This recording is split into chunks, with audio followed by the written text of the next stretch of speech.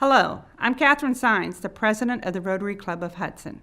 Rotary is a professional organization of a group of men and women who support Rotary International. We also join together by a common interest of service to our Hudson community, and we have a sincere desire to give back.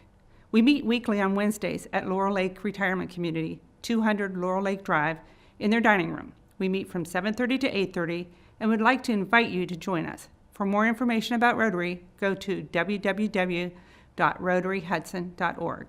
Enjoy the following excerpts from one of our recent meetings and consider joining us on Wednesday morning.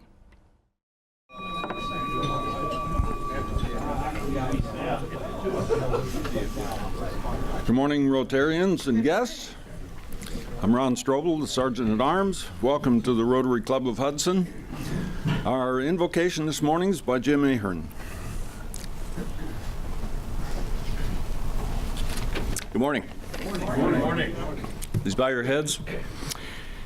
As we gather here today as members of Rotary, we pray that we are ever mindful of opportunities to render our service to fellow citizens and to our community, keeping in mind always the enduring values of life, exerting our efforts in those areas and on those things upon which future generations can build with confidence. Let us continue to strive to make a better world. Amen. Amen. Thanks, Jim.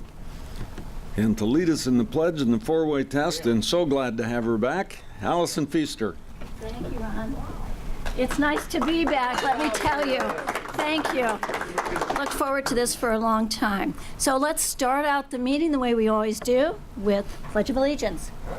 I pledge allegiance to the flag of the United States of America and to the republic for which it stands, one nation, under God, indivisible, with liberty and justice for all. And of course, the four-way test. First, is it the truth? Second, is it fair to all concerned? Third, will it build goodwill and better friendships? Fourth, will it be beneficial to all concerned? Great job. Thank you, Allison. And to lead us in song, Chris Barker. Gail. Oh, Yeah. okay. All right. Wait. That's a good one. Yes. Okay. That's the good one? That's a good one. Okay, you ready? Oh, beautiful for spacious skies, for amber waves of grain, for purple mountains' majesties, above the fruited plain. America, America, God shed His grace on thee, and crown thy good with brotherhood, from sea to shining sea. Thank you, Gail. And now our president, Catherine Sines. Good morning, Rotarians. Good morning. Wasn't yesterday beautiful? It's funny how the weather just sits today. Chris had to leave, so I want to introduce, we have one guest, and it's a guest of George Snyder, and it's Dale Leppo. Give him a warm Rotary welcome. Welcome, Dale. And this morning we have membership with, I'm not sure who else coming up.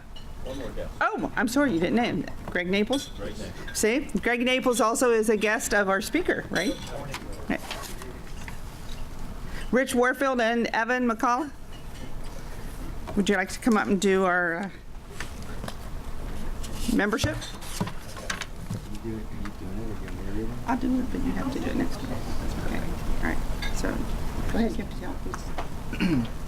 Good morning, fellow Rotarians. Good morning, Evan. We have the pleasure this morning of inducting another new member into our growing club. Lynn Fitzgibbons with Northwest Bank is going to be joining us, and Catherine will lead us through the induction. Lynn, on behalf of the board and the membership of the Rotary Club of Hudson, it is a great pleasure to welcome you as the newest member of the club. We look forward to the fellowship that we will share, as well as your participation in the many projects that make our community, country, and world a better place in which to live. Rotary is an organization of business and professional people pledge to uphold the highest ethical and moral standards. Rotarians believe that worldwide fellowship and peace can be achieved through business people unite with the Rotary motto of service above self. Rotary activities exemplify the charity and sacrifice that one would expect from people who believe that they have a responsibility to help others. Lynn, you have been chosen for membership in the Rotary Club of Hudson because your fellow members believe you to be a leader in our community and because you possess the qualities to champion the message and principles of Rotary. You now become an ambassador of Rotary, carrying the ideals of service to all within your sphere of influence.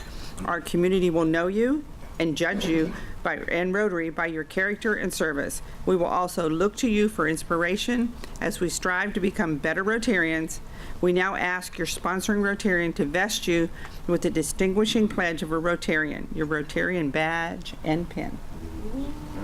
We ask that you wear your Rotary pin with pride, not only to all Rotary functions, but in your new endeavors as a symbol of your commitment to Rotary ideals, as recognition of the contributions towards a better world.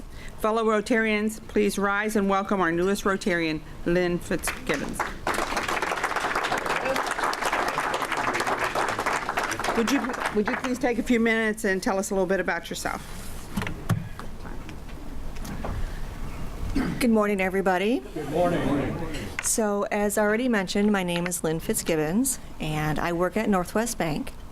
I moved to Ohio from Michigan about 25 years ago or so, probably long enough to be a Buckeye.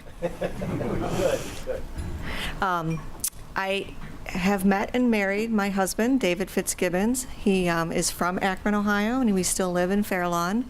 I have one grown son, which means my free time is my own, finally. I spend my time, I love to read and hike and bike, so I love to be outside. In addition, I have a fondness for animals, so in addition to having 4 wonderful cats of my very own, I volunteer over at Pawsabilities. I actually spend most of my time in the kitty city, you know. I can't be trusted to go into the dog room because I'll bring home a dog, so. Somebody has to love the cat. So, yeah, someone has to pet and love on those kitties, so, right? Plus, I volunteer for the election every year, so I am a POE or a PEO or something, a political election official. So this coming up this month, I'll be at I'll be down in the peninsula, actually. So if you vote down that way, you'll see me. So I do that. So I try to do as much as I can for my community, participate as much as I can. I want to thank you for welcoming me to your club, and I hope to live up to your expectations. Thanks. Okay. Can I go sit down now? Yes, you can. Yes, and eat. The only other announcement we have this morning is the gala. Gail and Ron, do you two want to come on up? If you haven't bought your tickets, remember to buy your tickets. If you haven't turned in prizes, don't forget that. I'm supposed to be the reminder, kind of.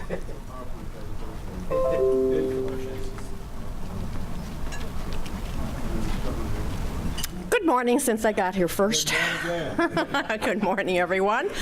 Just wanted to give you a little hint about the fabulous food that we're going to have that evening.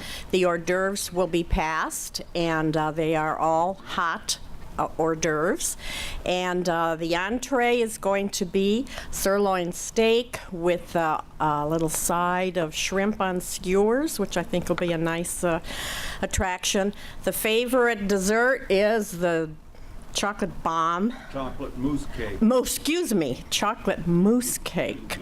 Anyway, so it's going to be a wonderful evening, and we're going to keep this weather going just like it is so we can be outdoors. So please, if you haven't already registered for your tickets, remember each one of you has an obligation when you joined Rotary to at least kick in for 2 tickets, whether you can be, be there or not. So you register on the website, and here's Ron. And a little hint was given to me this morning that if you can't go and if you buy tickets and your name shows up there, we're going to end up paying for a meal. So if you just went down to the lower part and made a contribution, we would end up better off. But we would rather see you there, but if you absolutely can't, a contribution is a good way to do it. Excellent, Ron. Give your tickets to somebody. How about Yes. that? That's So what they I was gonna come say. and they bid. Gail, And- I was just going to say that you can buy tickets, and actually, where you put the name in, you could put someone else's name in, which I found out. So what's good about that is they'll be there bidding on things. Right, absolutely. It looks like the value of the gifts that we've received has just exceeded $60,000, so we're in good shape there. Thank you all. Good job, guys. And I'm going to be passing around a sheet this week and next week, and it's for sign up to do some work that day. First of all, we need a couple of SUVs or vans to pick up all the gifts at my house. It will require going up and down stairs in the garage, so at least bring somebody with you that can go up and down. And then set up from 10 o'clock until we're done, which is usually noon or 1 o'clock. We have one large item that needs to be picked up, and I'm hopeful that Ben Rexroad's going to take charge of this because it's his donation. We need 2 strong men and a pickup, preferably. An SUV might work, but it'd be easier with a pickup, to pick up a slot machine. You know, we've got a really, really nice slot machine this year. And that could be picked up anytime, but it'd probably be best if it could be picked up either Thursday or Friday, the 17th or 18th. And then that evening, we need some help as well with live auction. We need somebody to walk around with the live auction items and show them to people. Help with checkout, helping people find their items and so forth. And then we need help with cleanup, which the last couple of years has gone extremely well, and we're usually out of there within a half hour, 45 minutes after the event is over with, as opposed to midnight like it used to be. So digital bidding has really helped that. So I'm going to start it at that table because I know there's an SUV there. So pass it around. Thank you. Truck. No, I bring a truck, not lift. It's exciting. It's only a few weeks away. It'll be a lot of fun. So if you haven't been to one yet, they are a lot of fun. It's a nice evening. It's good food, good friendship, and bidding on gifts. So if you're a little competitive, like I am. So the next thing is our speaker. Jim Ahern, would you like to come up and introduce our speaker, and hopefully his video will get started. Ah, there, good.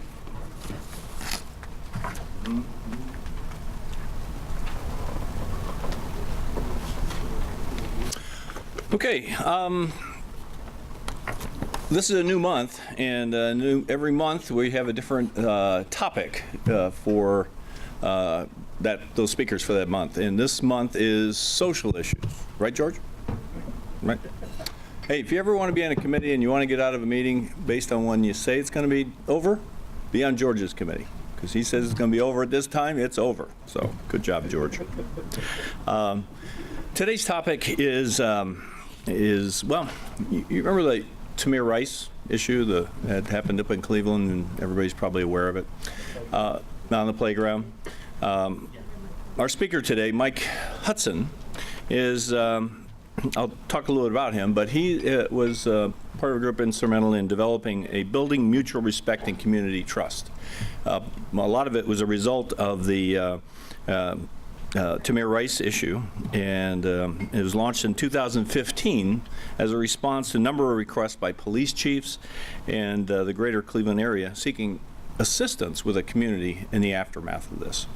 So Mike is, he retired in 2015 from the Shaker Heights Department after 33 years, and he saw service time in uniform, investigative, and training bureaus. He holds a bachelor's degree at the University of Akron in political science, criminal justice. He's a graduate of Ohio Law Enforcement Foundation's Police Executive Leadership College, Northwestern University School of Police in Command and Force Science certification course, and he's a member of the department's SWAT team for 15 years. And is an Ohio certified law enforcement instructor specializing in defensive driving and firearms. So, Mike, the floor is yours. Thanks, Jim. How's everybody doing today? Great. So the first thing somebody said when I came in today, this is going to be filmed for television. So I had to clean it up real quick. That's right. Do the best I can. But first of all, again, I'd like to thank you all for inviting me here today, talk to you for the next 30 or 40 minutes or so about the Building Mutual Trust and Community Respect Program. Before I get into the program, I'm just going to give you kind of a thumbnail sketch and overview of the program myself. When I recognized the mayor, I was just talking to Jim. I says, I think I saw you last year sometime. We're going to have a conversation after the meeting here. If you've been paying attention to the current events of the last 4 years or so in this country, you've seen a lot of the tensions rise between police departments and the communities they serve, especially those in communities of color. There's been a lot of high-profile shootings, et cetera, use of force, people being, they're unarmed, they're armed, they're carrying objects that police officers are feeling that they're weapons, and it confuses the public a lot. There's questions like, why did the officer have to shoot so many times, all right? So there's a lot of tension and angst being pushed up against police officers. And I think what's happened, and this is my own personal opinion after 33 years of working in law enforcement, is this tension now is beginning to rise, and it's beginning to have an effect on the police officers. And what I mean by that is that police work's a dangerous job, and everybody understands that if you're a police officer, because you're always kind of putting yourself in harm's way to a certain extent. But now it's really starting to ramp up. So I think what's starting to happen now, it's starting to if I can say, it's creeping into the psyche of the police officers, where they're having a tendency to now to kind of broad brush everybody, kind of thinking everybody's a bad guy. And that can be problematic, because maybe now they're starting to treat the bad guy like they're treating just the average person on the street. And this can cause an issue. For instance, they had, I was just reading an article just a couple weeks ago, and they just did a very extensive study on the most dangerous calls for officers to respond to. But also part of that study, they also noted that ambush shootings of police officers, which have really increased in the last couple of years here, that 60% of these ambush shootings are occurring when the officers are working and they're doing non-law enforcement related activities, which that means they're sitting in the car drinking a cup of coffee, they're writing a report. You also saw just a couple weeks ago, those two officers were down in Florida just sitting in a restaurant. Some crazy guy walked up to him and just murdered him right there. There was one a couple months ago in South Carolina. Officers were just standing in their own police department, just kind of shooting the breeze. It's the middle of the night, kind of a slow night. And some guy popped out like toast behind one of the cruisers and just started shooting at the officers, all right? And that's an issue that the officers have to deal with. So it's always been dangerous. It's going to continue to be dangerous. But what we're starting to see now is the officers' heads are really on a swivel now, all right? And I think it's really starting to have an effect on how they're doing their job out there. So what I like to do here, I hope it comes up. Oh, got it? All right. There you go. Right past it. It is a lot of leaves. Play this for me. Before this starts, this is what officers face every day when they're out there, all right? It's always in the back of their mind. You're going to stay by the mic. Oh, I'm sorry. It's always in the back of their mind. And whether you're in Hudson, Silver Lake, Cincinnati, Akron, Shaker Heights, it doesn't matter. It's always in the back of their mind, the potential dangers. And what's going to happen here, this guy's being stopped for a stop sign violation, all right? Watch how quickly it unfolds and what happens here. You want to go ahead and play that? Let's hope it works. Hang on, Tom, go get it. I'm not touching it. That's a video or something? It's a video. Just take that the cursor down to the bottom quarter. There's the stylus is there. There it is, yeah. See, I'm not seeing that on my screen. Yeah. Oh, okay.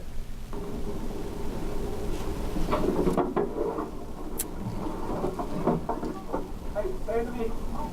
Stay in the vehicle. Stay in the vehicle. Show me your hands. Show me your hands. Hey! 41, shots fired. Shots fired. Burn out for. Okay, Clara.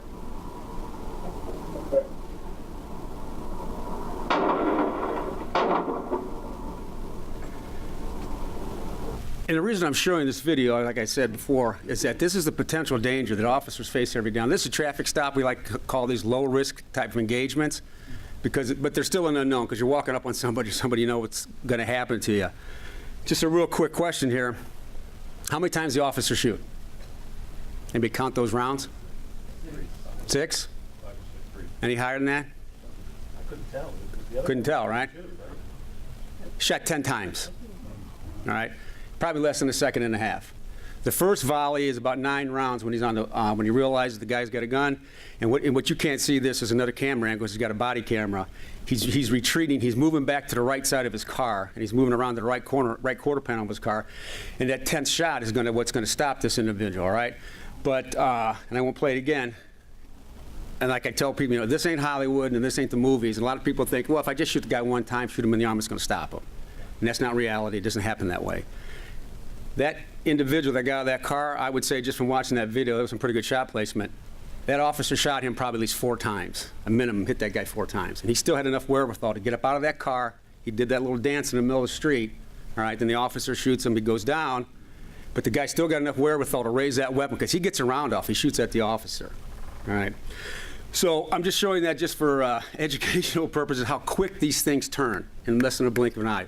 Beautiful day. I think this was in Florida, and it all just turned dangerous real quick. So one of the goals of the program itself is to kind of move the conversation forward a little bit with the public and police to maybe possibly we can get past some of these types of issues. Now, I'm here to tell you, there's a lot of crazy people out there, a lot of evil people out there, right? They want to hurt me, they want to kill me, they want to hurt you, and they want to kill you. That's a very small part of society, right? The majority of people I like to think are law-abiding citizens, and we don't want to broad brush the public like that. So what can we do to move this conversation forward and maybe possibly these sort of things, we can reduce this sort of thing. Now, I just put this in here. This is just kind of for a comic review. When I was putting together my program here, I came across this picture here. This on the left-hand side, this is 2002 now. This right here, that's about 120 pounds of marijuana, all right? A discarded pizza box in a dumpster led to the investigation that led to the eventual confiscation of that money, or the marijuana, the money, and the bad guys in an apartment in Shaker Heights. For medicinal purposes. Exactly, exactly. I still have some in my basement. This one right here on the right, those are 40-pound bales of marijuana, and that one on the top is probably about 10 or 15 pounds. That's about 120, 130 pounds of marijuana. That was mailed to the Shaker Heights City Hall. Oh, my God.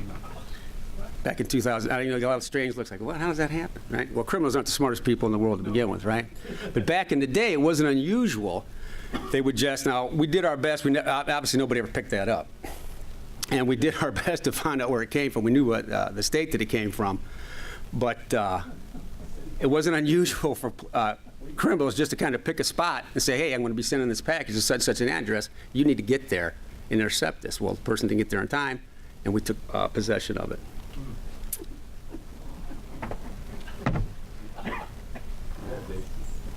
I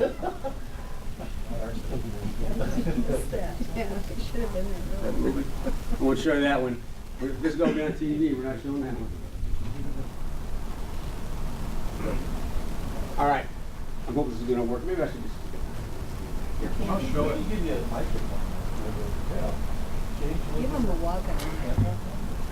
Let's see if it works. Hold on one second. Just hold on. Don't... All right. No, it's not working. No, it should just roll. You got another clicker there? Yeah.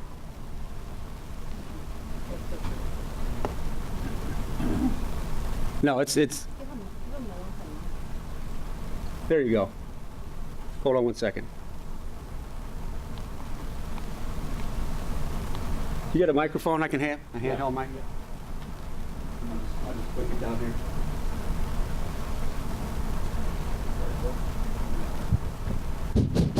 All right. All right, here.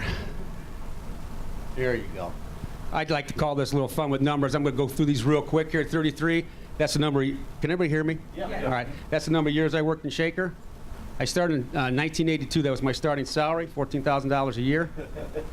Yeah, really, it's overpaid. 2,100 hours, or 2,100. This number represents, I believe, and it's a little bit low. That's how many hours of training I had in my 33 years at Shaker, which averages out to be about 63 or 64 hours a year. And I was just talking to Jim over there, and that's a lot of training hours for the average police officer. Not a lot of police officers get that kind of training throughout the country a year.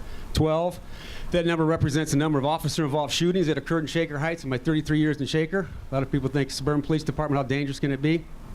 About once every 3 years. I wasn't involved in those personally. This is just an aggregate number of fellow officers that were involved in a shooting in Shaker. 75, I just called up to the police department a couple weeks ago. A lot of issues about gun control. 75 represents the number of handguns that our Shaker officers took off the streets in the last 2 years. All right? And I guarantee there's a lot more of them out there, because our guys are always traffic stops, talking to pedestrians, that sort of thing. They just didn't have the legal authority to get in and go after them. But 75 weapons. 900,000, that's about how many police officers, FBI agents, sheriffs, and that sort of thing throughout the country. So there's like, what, 330 million people in the country, so that's like 1% of the population. You guys all under control. 5,582, this number represents the number of officers that were killed in the line of duty across the country in my 33 years of Shaker. 5,582.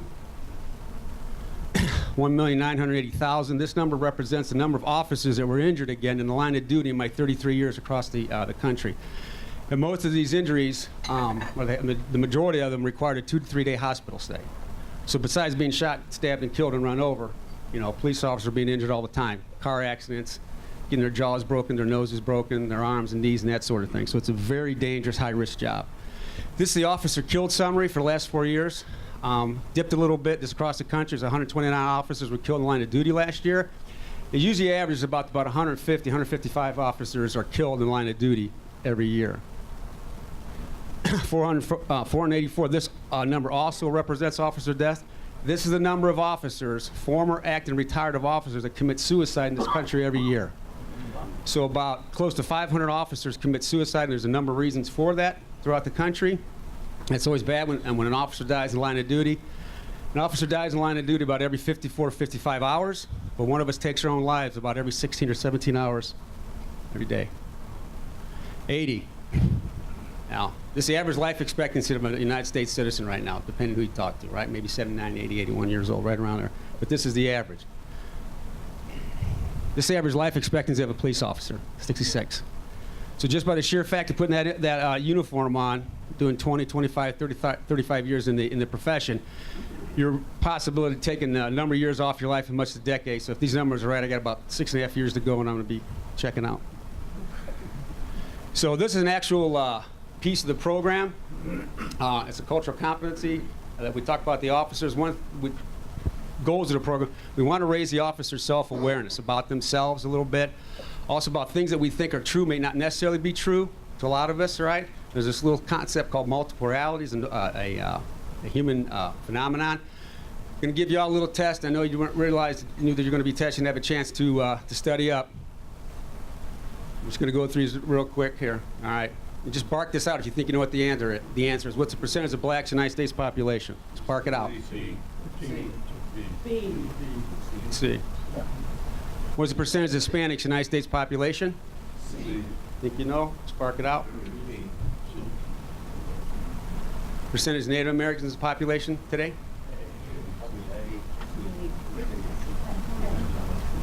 Which group has the highest poverty, highest number of people living in the populated United States? A. Who said A? Who said B?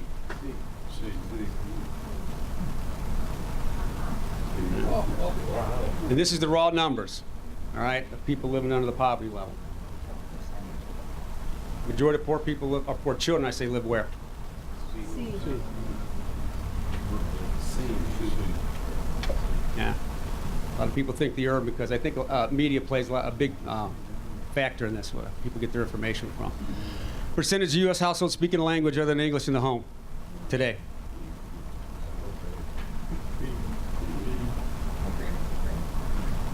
Here's an interesting one. Percent of the United States budget goes towards welfare and Social Security. What do you think? I just checked it. I think our budget's about $4 trillion. United States budget. Yeah. Now, a lot of the media, welfare entitlements, all the rest of that. Now, 1% of $4 trillion is still a lot of money, all right? But it's not as high as a lot of people would have you believe. Now, black-on-black crime rates higher, equal to or lower than white. Now, this is crime across the board. This is from petty theft all the way up to homicide, all right? Now, we know in some of our larger cities there's an issue with the black murder rate. What do you think it's there? Yeah, they're virtually equal, but you don't hear a lot about that. Right? When was the last time you heard anything about white-on-white crime in the media? Doesn't hear it too often. Doesn't sell. Here's some interesting statistics for you. 1965, 12% of the United States population were people of color. Today, it's almost 40%. Asians are the fastest-growing non-white group in the country. Each day, 7,000 people of color added to the population. That's first, deaths, immigration, et cetera. And each day, 1,000 white people are out of the United States population. So if this stays steady state, and there's always a chance that this stuff can change, but about 2045, the majority race in the country will be Asian, followed by Hispanics, and followed by white. All right? So the purpose of this is to, who got all the answers right? I'm kind of curious. Not much chance of that. So if you take a look at this, Gallup, we also use this as part of the program. What we're trying to do is kind of raise the awareness of the officers, just how the public is perceiving them. And this is perception over reality. You can take a look at the numbers for yourself. Gallup polls are a pretty reputable polling place. And this is how the numbers are. They're shaking out right now. And when you divide it up into people of color, the number even drops even lower. So these are the sort of things that the officers have to come to grips with themselves. This is what we need to work to raise. And you do that through building the trust and respect of the community. You say to yourself, well, why is it getting it like this? How does it become like this? Why are people of color so suspect of the police, or law enforcement itself? Now, what I'm going to show you here, I got it. This is a municipal courtroom.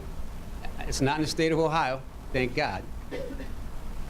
What you're going to see here is this judge up here is doing like 62 things at the same time. I'm going to tell you what's going on here because it's a little washed out before I play it. There's two defense attorneys standing off to the side, and they're having a conversation with the prosecutor, and their defendant is an elderly Hispanic male. One of the defense attorneys is going to say to the prosecutor, our position is we believe our client was stopped because he was Hispanic. And the prosecutor is going to say, yeah, that's probable cause for the stop. And I know y'all attorneys or police officers don't have any constitutional lawyers in here. You can't stop somebody for the color of their skin. It's illegal. So the defense attorney is going to say, I'm going to pretend like I just didn't hear that. Well, that's within earshot of the judge. And the judge is going to say, yeah, I'm going to pretend like I didn't hear that. Go ahead. There you go. You got it. Yeah. What's your main issue? I think your issue is that they go stop because it's Hispanic. Yeah, that's our issue.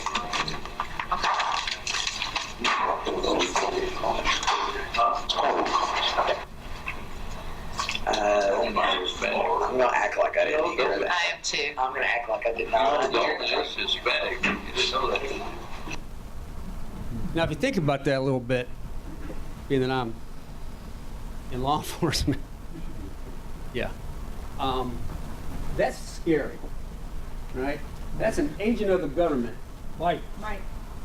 That's an agent of the government telling a United States citizen he was just stopped because of the color of his skin. All right? And this is how this continues down the road. Now, I'll bet you steak dinner that I don't care how many times those defense attorneys got that gentleman off to the side and said, listen, that was wrong, that was illegal. I don't care if the judge got that prosecutor off to the side and admonished him for what he did in his thinking. The next time, if there's a next time, that gentleman gets stopped, I don't care if he was doing 90 miles an hour down 91, what do you think he's going to think he's being stopped for? Being stopped for the color of his skin. And this is the things we got to get better at. So before I get into the program a little bit, you want to back that up? Just go to that one screen with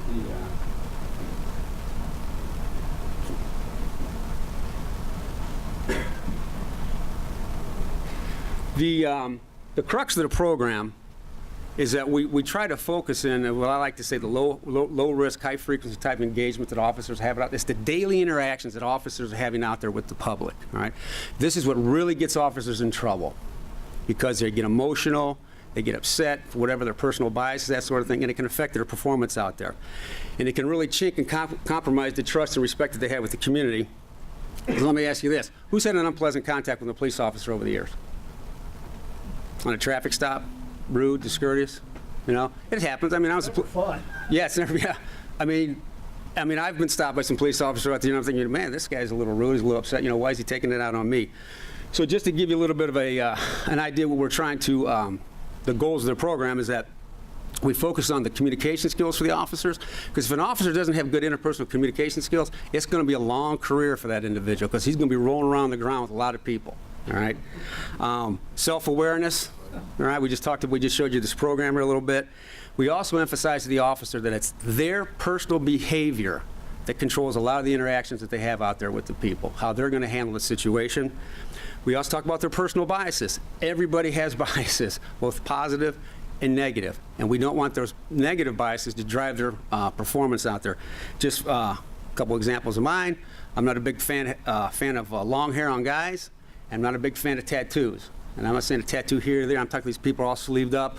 They got the piercings and all the rest of this. So I know if I'm engaging somebody in my personal, professional life, I got to take a deep breath. I got to watch myself. I'm probably going to find out that just a regular person, but that's my own personal bias, just to kind of give you a couple examples there.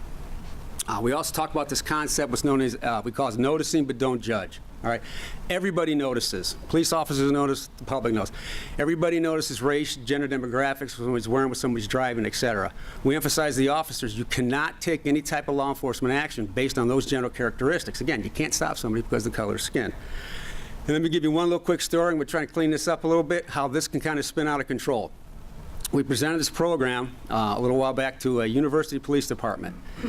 And after the program, one of the officers came up to me, he's going to share a story with me. And I was really kind of surprised he told me the story, because I got to tell you, if this happened to me, I would never tell anybody about this. But he felt comfortable enough to tell me, so the names have been changed. We're not even going to use them. Now, this gentleman was close to 40 years old. He had about well over 10 years in law enforcement. So he was a seasoned police officer. And he had worked for a big city police department before he came to the university setting. And the reason he came to the university setting, his kids were getting older, and if he worked at the university, he's going to be able to send his kids to college for free. Right? He can take care of his family. So one night he says, Mike, he says, I'm out there working by myself. I get a loud music complaint at one of the dorms, one of the apartments on campus. So I go to the apartment. I walk up, I knock on the door. Wait a little while, noise is blaring. It's obviously disturbing everybody on the floor and in the building. Nothing happens. He knocks on the door again, nothing. Now he's starting to get mad. He's just standing there because whoever these kids are in this dorm are not coming out quick enough because he's police. Knocks again. Nothing. Identifies himself. So he says, Mike, he says, it felt like I was standing there for 10 minutes. In all actuality, it's probably close to 2 or 3, but I'm the police. I'm knocking on the door. What's wrong with these college students? Why aren't they coming to the door? He's getting madder and madder and madder. Finally, knocks again. Door opens up. Young man standing there, right? His hair is wet. He's got a towel wrapped around him. Obviously, apparently looked like he was just in the shower. Maybe this is why it took him so long to come to the door. But now he's so upset and mad, he kind of pushes away past this young man. He's kind of getting on him a little bit. You know, what's taking so long? I identified myself. You know, you're disturbing everybody. He's kind of giving him, you know, it's kind of a one-sided conversation. While he's having this conversation, out from the back of the apartment complex comes another young man, right? Wet, hair wet. He's got a towel wrapped around him. So he says the first intelligent thing that comes to his mouth, oh, I know why it took you so long to come to the door, because both of you were in the shower doing da-da-da-da-da-da. Right? This is how it can get away from officers. And hopefully, through our training, we give them insight and skills to maybe reduce that from happening. Because that sort of thing can really chink the trust and respect that you have with the community. Just to illustrate that a little bit.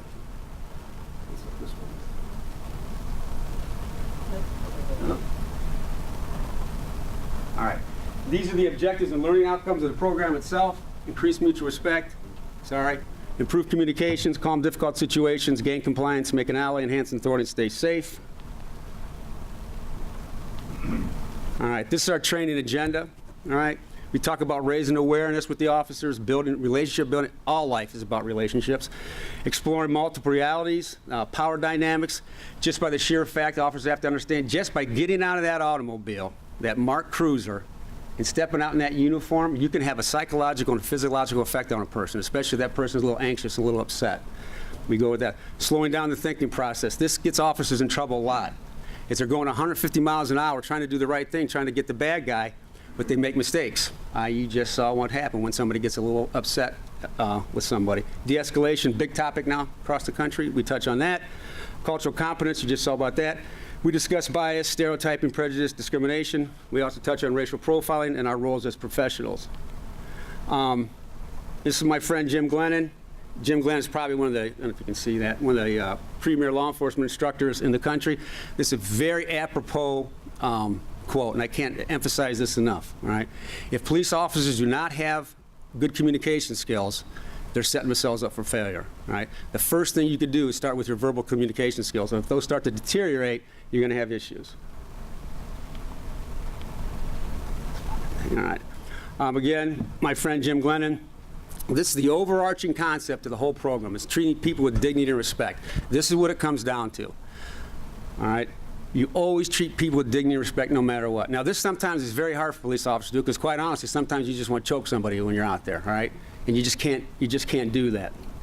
I mean, when you're getting ready to arrest an adult male who just raped his 10-year-old stepdaughter, that can really challenge your patience out there, but you have to do it. And if you look at these 4 bullet points here, all right, and I know you all are police officers, but Jim Glenn has reduced law enforcement to those 4 bullet points. This is what we're about, all right? Getting confessions, getting information, calming difficult situations, and building a rapport, and always at the same time keeping yourself safe. And if we're keeping ourselves safe, we're probably going to do a good job of keeping the public safe. The road to respect, this is like, if I could, it's like the crown jewel of the program itself. I'm going to fly these things in here one at a time. There's 8 different skills in here, and this is what we really hit the officers with during the program. We believe if these officers master these skill sets, they're going to be able to maintain control out there with fewer negative side effects, all right? Keep themselves safe, and at the same time, maybe build some trust and respect with the communities that they're out there working with. Make an ally. What do I mean by that? Without sounding too cliché about this, you know, we're kind of all in this together, to a certain extent, right?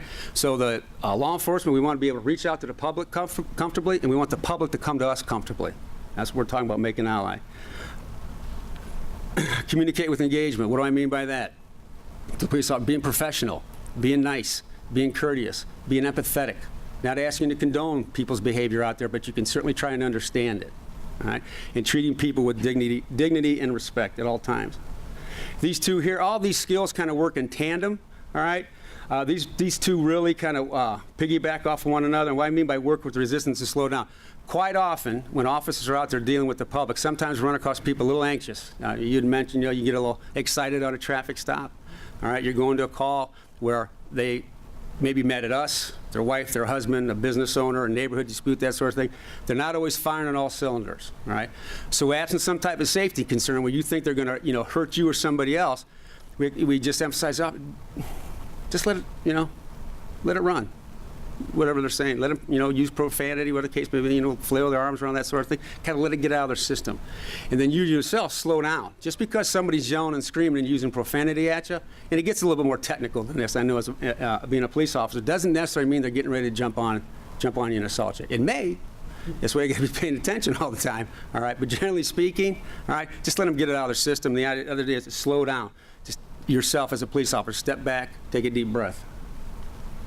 Check your bias. We talked about this a little bit. We all have biases, both personal and about positive and negative ones, right? You got to know, the officers got to know what your triggers are. And I think that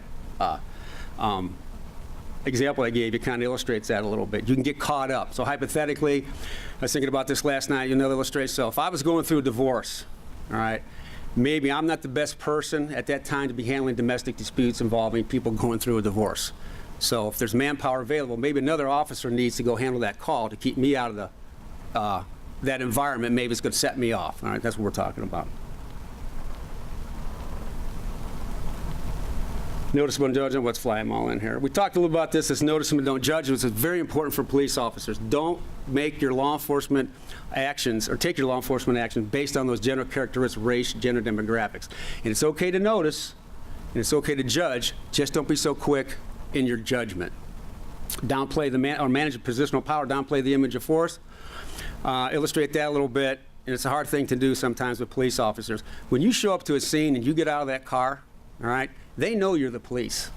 So you don't have to get out with your chest out like this, you know. You don't have to walk around like John Wayne, all right?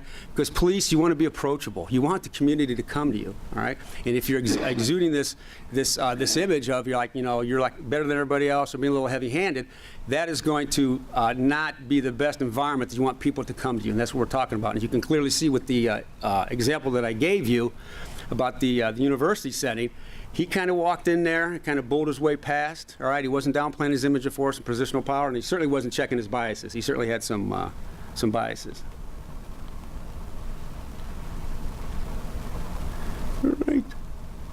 All right. I just want to play you one more video. This is the video we play at the end of the program itself. And when the officers leave, I really want them to leave feeling good about themselves and the profession that they're in, because there's an interesting phenomenon that takes place with the police officers. As we go through our professions, it's very easy to become jaded, cynical, and salty, right? And we have a tendency to forget that the vast majority of people out there really appreciate what we do out there. They need us out there, and they want us out there. The only thing I think the public asks in return is you be professional, you be nice, you be considerate, and you treat them with dignity and respect. That's all they're asking for in return. You've probably heard by now that Columbus SWAT officer Stephen Smith's funeral attracted hundreds of police officers from around the country, but what's happening afterwards is now getting attention tonight. Good evening. Thank you for joining us. At 11, I'm Mike Jackson. And I'm Colleen Marshall. 9 officers sat down to share a meal after saying their final goodbyes. And they got a surprise from their waitress. NBC4's Dan Perlman talked to her and one of the officers today. He's live outside the restaurant where it all happened now with that story. Dan? Well, you know, this is an act of kindness you will remember. That waitress was just going about her day here at the Red Robin in Polaris. 9 police officers walked inside. They sat right in her section, and that is when her day took a turn. I just, hey, how you guys doing? Meet Jessica Dunbar, a waitress, a mother, a woman who got it. One guy said, it's always a rough day when you got to put a brother in the ground. Right after that, I was like, I got to do something nice. And oh, she did. See, these officers just said goodbye to Steve Smith. Jessica took their order, served their burgers, and when it came time to pay, random acts of kindness, she picked up the tab, a $123 bill covered. This note of appreciation instead. It really touched all of our hearts. One of the officers, Lieutenant Jeff Shelton, Wellington Police, Northern Ohio, on the phone. We were crying all day, and then you got a bunch of guys and female officers in there crying. There wasn't a dry eye in the place by the time we were done. Jessica is a woman who knows the story about Officer Smith, the funeral, the overwhelming support this city and beyond has shown, and now she can say she did her part. Just to have a bunch of police officers, men and women that protect us, that's what they do, and people look up to them, and to have them shake my hand and say thank you to me, that was incredible. That was just awesome. And it was a little washed out. Flipped across there. But that's what she wrote on the back of her receipt, the receipt to the officers. So this is my little talk here. Again, thank you for allowing me to come and talk to you a little bit. I'm sorry. Sorry about that. This is me. This is my phone number. This is my email address. If you ever have any questions about law enforcement or something I can help you with, feel free to contact me. And again, thanks. So I got one quick question. You're doing this with different police departments, correct? The training is available. I was talking to Jim over. The genesis of the program started at Cleveland State. We're no longer associated with them, all right? So it's just a group of us. There's 5 of us that put this program on. And we've done like 170 officers in northeastern Ohio. And we're actually up in Michigan right now, where we're going to be training over the next few months about over 300 sergeants in the Michigan State Police. Not the state, the university, I'm talking about their highway patrol. So, yeah. And have you, I have a particular interest, have you done it with the Cuyahoga Municipal Housing Authority? I have not. Okay. You got an in there? I'll gladly go up and do it if you want. But we are. My daughter's a narcotics detective. Is she? We just talked to Chief Bova. He's the chief of police at the Metro Health Hospital, and they got like 80 officers there. So we're going to be up there, I think, in the next couple months, presenting this program to them. You mentioned that you had, oh, I'm sorry, George. You mentioned you had about 2,100 hours of training yourself during your career. Does the training that you received reflect the kind of training that you're providing now? Were a lot of these concepts taught to you throughout your career, or is this stuff that's, there's a layered question to that. They say, your sum total of your life experiences. And I'm here to tell you that I was pretty spoiled working for the city of Shaker Heights, because everything comes down to money. And for the most part, Shaker really supported all their services, police and fire. So we were lucky enough and fortunate enough to have this type of training. Back in the day, it was like diversity training, cultural sensitivity training, that sort of thing. So we were getting that all the time. All right, and it's kind of morphed into that. We've kind of moved away from that. It's more of a humanities training, just treating people like people need to be treated. Doesn't matter what color, how tall you are, fat, skinny, doesn't matter. You treat everybody the same. But yeah, a lot of training in this area over the years. Fascinating presentation. Thank you for your service. Thanks. There was one emotion you really did not talk about, and that is fear. Let's say it's a dark night. There's a suspicious person. They're either looking suspicious or acting suspiciously. They may or may not have a gun in their hand. You send this officer in that situation, and he or she is probably very, very scared. What do you teach about that? There's training that you can receive and that you can do to control that sort of thing. The shorter answer is this. And I've been in a number of situations over the years. I think Jim had mentioned that I was 15 years on the SWAT team, and there's nothing more anxious or fearful when you're knocking down somebody's door at 3 o'clock in the morning and you don't know what's going to be at the other side of that door. It comes down to training, being prepared for that sort of thing. Comes down to, believe it or not, just as simply as breathing techniques. Because when people start to get fearful, they start to get anxious, their blood pressure starts to rise. All right, you can go from a resting heartbeat from about 60 seconds, 60 beats a minute. In less than a second, you're beating about 130, 140 beats a minute. All right, and that's going to affect your performance. So something easy just is taking we call it combat breathing, just taking a deep breath and holding it. Do that about 2 or 3 times, and that can reduce that anxiety level a little bit. So it all comes down to training. It's not like a broken record. Everything comes down to training. You showed a situation when you first started about a policeman pulling up behind a car. That can take a couple different dimensions. What's the protocol normally when a policeman pulls up behind a car, no threat, maybe they've just gone through a stop sign, as compared to pulling up behind a car of a known criminal that you're coming after? All right. What's the protocol when that happens? They pull up behind the car. What does the policeman do? We can call that case where there's no threat. All right. Call it best practices, I guess. Yeah. And every police department, every organization has their own little policies and procedures. I'm just going to tell you what I know, what I was taught. All right. Every traffic stop has some level of risk associated to it. All right. Time of day, that sort of thing. But the short answer is this: there's ways that you can approach that vehicle. All right, on a low-level stop, a stop sign violation or traffic set, whatever the case may be. How you approach it, you always got to be prepared. All right, you got to have a little plan already in your head. As you're walking up that vehicle, if somebody pops out like that with a gun, you're going to have to get out of there, either shoot, move, or engage this person. We have to jump on top of them. But to answer your question, so if I'm stopping the average person, I'm going to walk up on the car, depending on how things are taking place. Right now, if I'm stopping a known criminal, just for sake of argument, guy just robbed a bank, right? And we know he's armed. What we would do, we go into what's known as felony stop procedures. If we can get the vehicle stopped, all right, and everything being in a perfect world, we want at least 3 officers with us. And we would stop the car at distance, all right?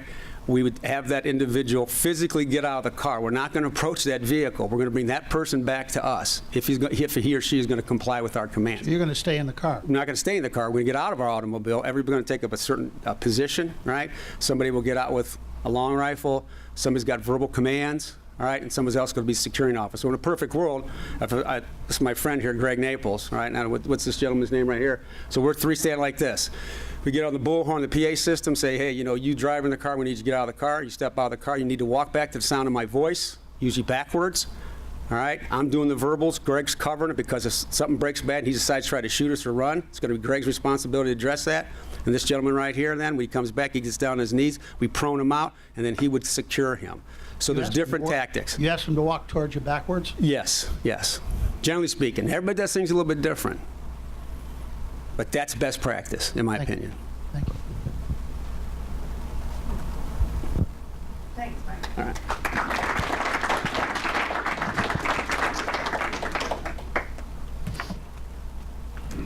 A special thanks to our greeters, Bob Cramp, also Phil Tobin. Thank you. I know you weren't greeting, but you were playing the piano, that you were greeting them with music. Our audio-visual crew, Dan Rich, Tom Page, Tom Tobin, James Field. Thanks, James. We really look forward to you coming in, especially when it's not working. Ron Barnhouse, and a special thanks to our service learning student for being here today and helping out. Today, our Rotobuck, today's drawing is $12, and the jackpot's $303.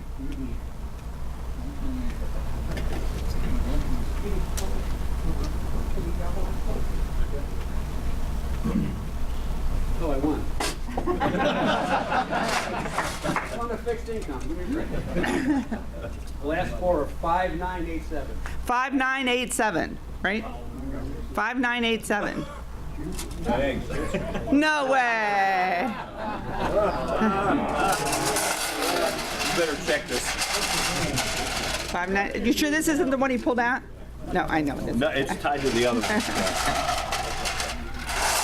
Nope. Next week. This was not deliberate. I always try to get a quote, and it's perfect for you. Some people make the world special just by being in it. Thank you for your service. Thank you for coming today, and have a great week.